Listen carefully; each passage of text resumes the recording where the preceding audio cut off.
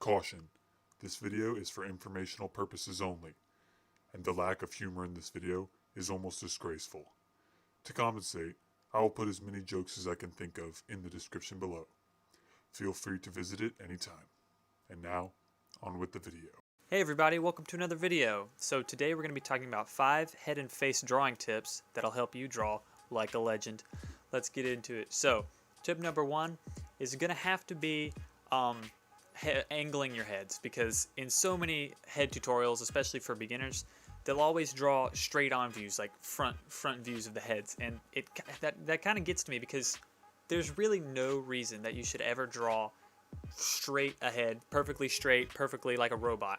Because unless it's okay for beginners to teach them like more how to draw the eyes and where all the features go, but you're really practically never going to need to do that, because in like if you're going for comics or even just better dynamic poses, you're not going to want to do that, because humans are not built like that. They are always slightly offset. They're never in a perfect position.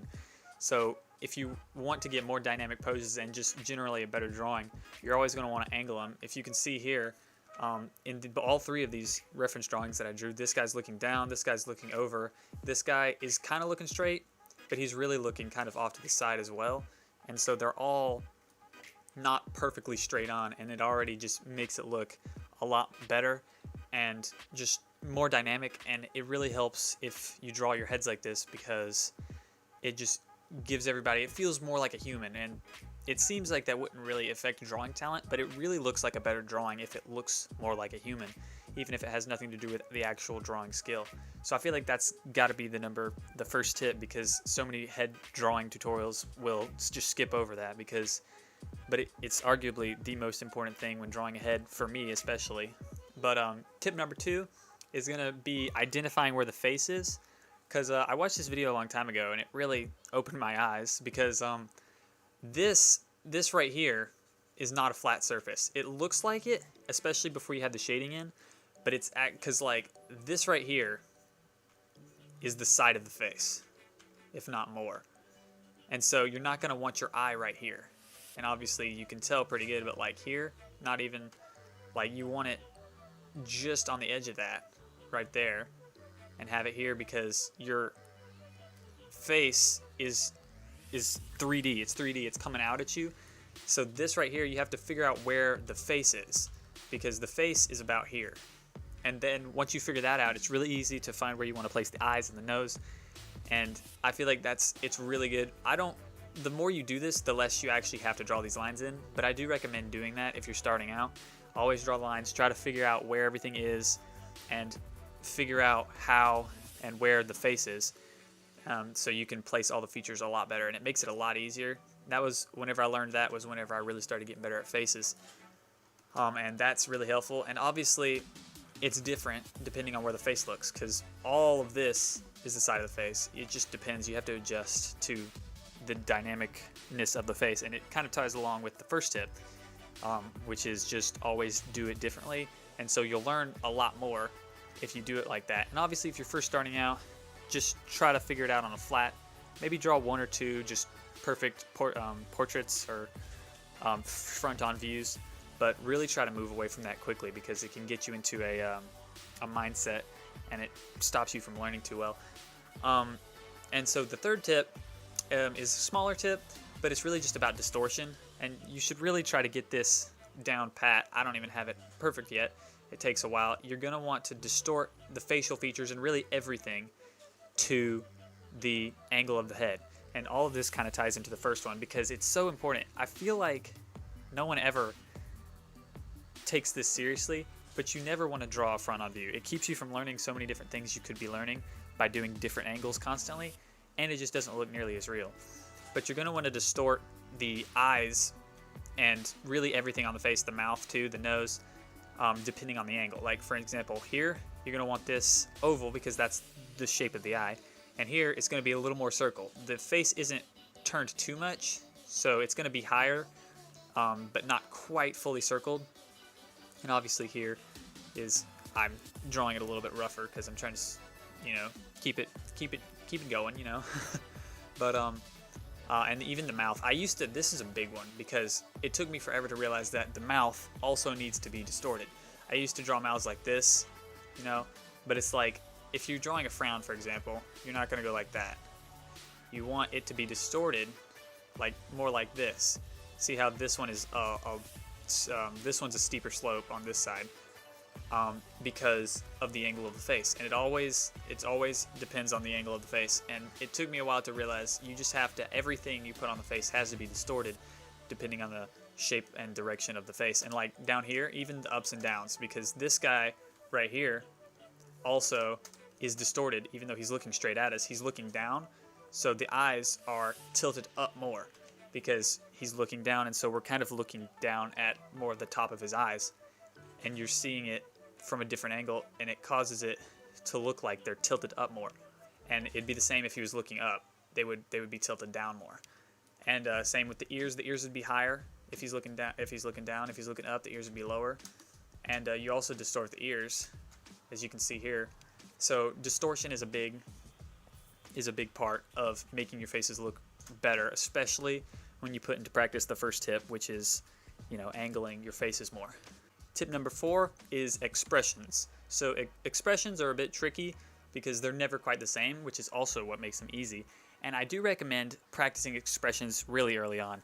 That was kind of a mistake I made, and so I'm not as good as I could be.